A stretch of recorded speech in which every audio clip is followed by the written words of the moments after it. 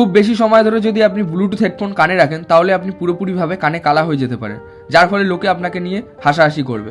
আসুন এর পেছনে জেনে নিই সায়েন্স কি।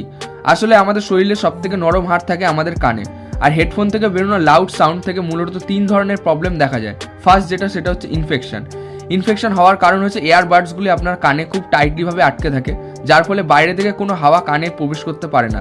এর ফলে কানে বিভিন্ন রকমের ব্যাকটেরিয়া ও ফাঙ্গাস ঢুকতে থাকে এবং কানে ইনফেকশন ছড়িয়ে পড়ে। Second, এডিটি external. এর ফলে বেশিরভাগ সময় হেডফোন যদি আপনি ব্যবহার করেন তাহলে আপনার কান লাউড সাউন্ডের ফলে লাল হয়ে যায় এবং আস্তে আস্তে ফুলতে থাকে, যার থেকে ভীষণ পরিমাণে ব্যথা হতে থাকে।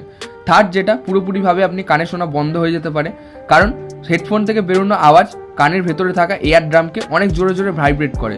এই ভাইব্রেশন একটি ছোট্ট হাড়ের দ্বারা কোকলিয়াতে গিয়ে পৌঁছায় ও কোকলিয়াতে থাকা সিলিয়া ক্রমাগত লাউড সাউন্ডের ফলে আস্তে আস্তে কাজ করা বন্ধ করে দেয়।